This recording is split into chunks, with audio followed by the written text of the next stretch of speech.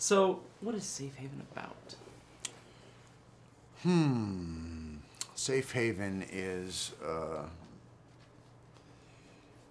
it's really a movie about two people who two broken people who have been through relationships that they thought were going to be, the fairy tale ending.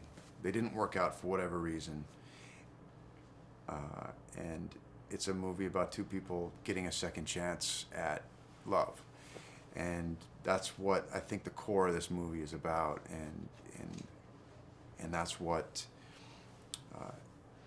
the fun of making this movie was in getting there, in finding the little moments, two people that aren't necessarily looking for it, who slowly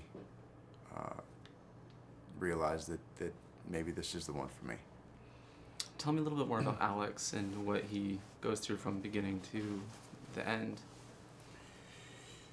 Well, Alex is a guy who's been sort of a shell of himself for the last couple of years after losing his wife.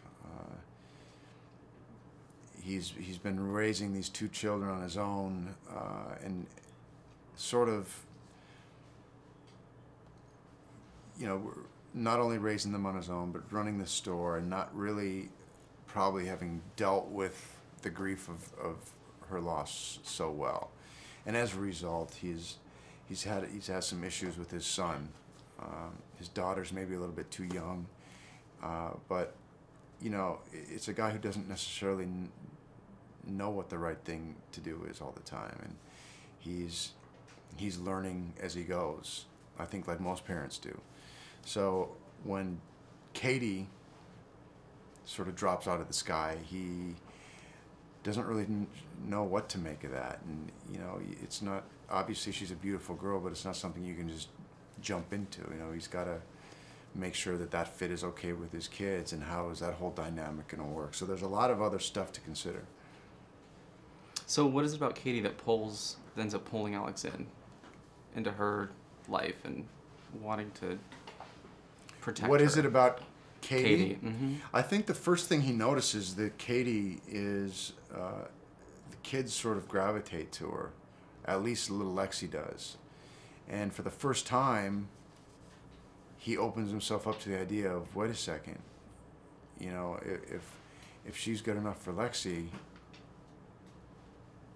she's definitely good enough for me. So, that is the first time I think he notices, and then he realizes that she's sort of been hurt, is sort of not really sure what's next for her, and the fit just feels right between these two. And it isn't until he really finds out about her that he has to decide whether or not he's going to really go all in, or if he's going to cut his ties and let her go. And Katie, played by Julianne Hough, can you tell me a little about working with her? Yeah, Julianne Hough is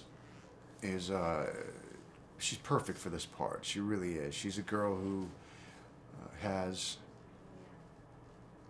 this incredible accessibility. She's a very open person, and she's very likable, but she also has the ability to put up that wall when she needs to. Not so much Julianne, but I could tell that when she came in to audition for the part, that she dealt with some things in the past that she had to overcome. And she's a fighter, this girl. I mean, you don't get as far as she has without being a fighter. And so, behind that sparkly, beautiful facade, there's a girl who is fearless, and that's what this character needed to be. Yeah. It seems like you guys had so much fun on set, like in all the behind-the-scenes footage that I've watched. You and Julianne and the kids, Noah and Mimi, like, you guys got along so well. And with Lhasa, just what was it like being down in Southport, and was it just a pretty easygoing experience overall? Yeah, it was. They set the perfect stage for us to do our thing, make the best movie that we could. And whenever you have a director that kind of sets that kind of a tone, it puts everybody it makes everybody, first of all, want to do their best work. Everybody was there to have their creative input and to make the best movie that they could. You know, myself and Julianne, it's important to me to also kind of help set that tone as best I can. You know, I want the crew to know that we appreciate the work that they're doing, and I want Julianne to feel as comfortable around me as I hope to around her, and these kids need to feel especially comfortable if they're going to be believable as my kids. So, you know, along with the setting, along with you know, great beaches and stuff to hang out at on the weekends, it was a perfect place to make a movie. One of the best times I've had. Yeah, I hear you're a pretty good crabber as well. Yeah, I'm an excellent crabber. Yeah, I'm an excellent crabber. you caught. I caught one? a crab. I did catch a crab, and it was a tough one to catch, and it took me a while. But that little bugger went crawling in there. Or was it placed in there? No. It was, No? I caught that. Yeah. I caught that crab. So why do we as society, why do we love stories like this? Why are we drawn to these romances? I think that there's something about Nicholas Sparks movies that people, usually women, can relate to. You know, there's something about it that there's a wish fulfillment. There's something like that could happen to me, and